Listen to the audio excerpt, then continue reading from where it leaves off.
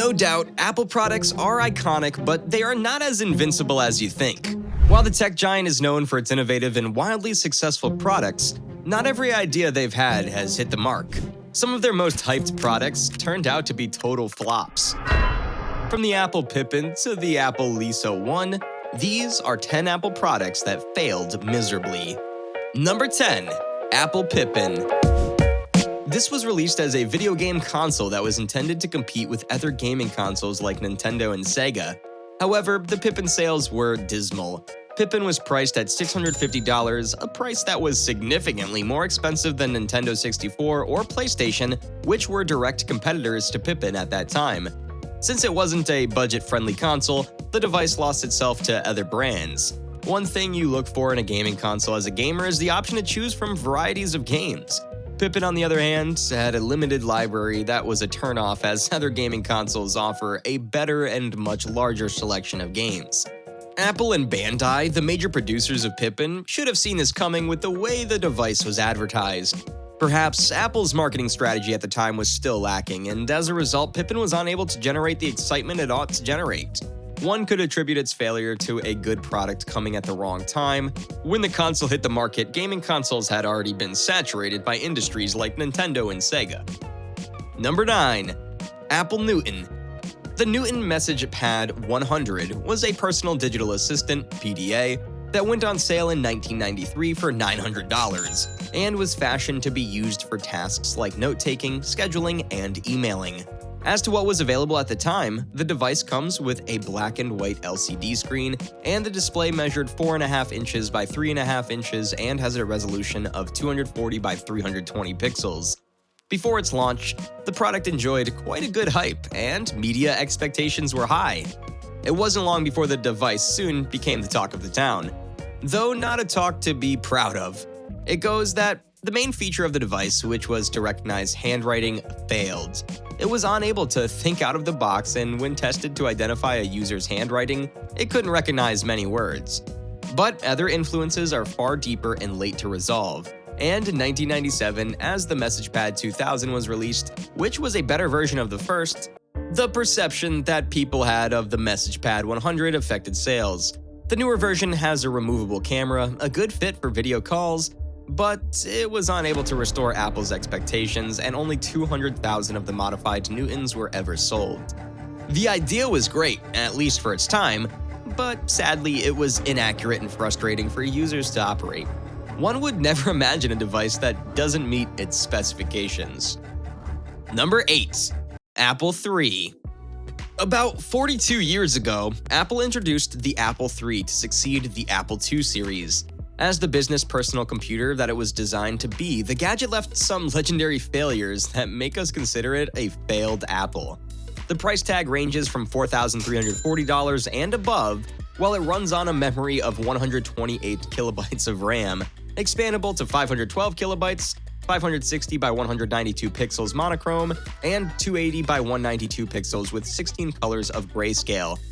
Virtually, it had almost everything. It should be a hit. And considering the milestone of Apple II, one would have expected the 3 to be a lot better since it could run the Apple II software. The thing is, many of the Apple IIIs failed as a result of overheating. The motherboard gets pretty hot easily, and this causes chips to pop out of their sockets, which were unlike the Apple II with a large interior space to dissipate heat. Interestingly, this was the first complaint about the system. Another issue with this PC was the real-time clock problems and thermal issues like melting floppy disks. Even the Apple III Plus made out of an effort to rescue the dying 3, and it was not able to erase the disappointment users suffered from Apple III, so it became another failed product Apple ever made. Number 7. The eMate 300. The Newton eMate 300 was a personal assistant computer released to the market in 1997 with the sole aim of making a difference. The laptop runs on the Newton operating system, inbuilt keyboard, and a touchscreen with a stylus, and weighs about 1.8 kilograms. The battery alone could last over a day, more than most of the PCs we have today. Also, it sold for less than $800. With all that being said, why did it fail? So many people have never heard of it. The eMate was principally made for educators and students. more as a product for the education market. As it became a widely used tribute to its features, the sad news is that it suffered from the company's lack of support and soon went into extinction, because many who would have used it didn't know it existed. Number 6. The Apple Macintosh TV. Calling Apple a tech giant is not an overstatement, and this claim was proven in 1993 when the company released a part TV, a part computer gadget. This device means that users can switch between the TV and computer, and also can insert CDs into the CD-ROM drive. Upon its release, these grand specifications of the Macintosh TV unbelievably went for a cost of $2,099. In addition, the TV also came with a remote control. At that time, anyone in search of a machine saw this hybrid system as a good investment, but it was far from it. Buying the Macintosh TV is more of a disappointment and a disaster, typically because neither the TV nor the computer was up to par. When compared to the 16 MHz bus speed of LC520, the Macintosh runs faster at 32 MHz, but it lacked storage. Originally, the TV carried RAM of 5 MB storage capacity, which can only be upgraded to 8 MB, unlike the LC520 with 32 MB of RAM expandable memory. The TV wasn't much of an issue, but certainly not worth the price, as there was no way to minimize it into another window during use. With this, the product was discontinued in 1995 after having sold only 10,000 units. Apple tried to revive this with the Apple TV device. However, it became one of Apple's failures of all time. Number 5. Apple eWorld. The eWorld provided various features such as email, news, weather, and bulletin board system to compete with existing services like America Online and CompuServe. This service was easy to use and with a colorful graphical user interface. To rely on it was also a strategy to take advantage of the internet. But the show of vigor never lasts. eWorld was hit by limited availability. The device works for Macintosh users only. This created a lot of problems for the gadget's acceptance into the market, although the service eventually had 115,000 subscribers in 1995, a year after its release. That was low compared to its rival network AOL, which had 3.5 million subscribers at the same time. Using eWorld doesn't come cheap either. To use the service, it costed around $8.95 for a monthly subscription with little time for evening or weekend use. And for additional hours of use, an extra charge of $4.95 was added for the evenings and weekends. Also, a $7.90 hourly payment starting from 6 a.m. to 6 p.m. on weekdays. The price wasn't a good bargain for most customers considering what other services offer. And after Apple had lost a sum of $68 million in 1996, the service was permanently shut down. It wasn't advertised properly and was under heavy competition from other networks. Number 4. Apple QuickTake. Way back in 1994, Apple launched the QuickTake series. They were cameras and were cool because it was easy to use and the quality of the pictures they took was superb. Back then, few people had digital cameras, so Apple was one of the first companies to make them for regular people to use. The QuickTake 100, which was the first of Apple's camera journey, was the brainwork of Kodak. As Kodak didn't want to market the camera under its name, so it collaborated with Apple, having the Apple tag on it.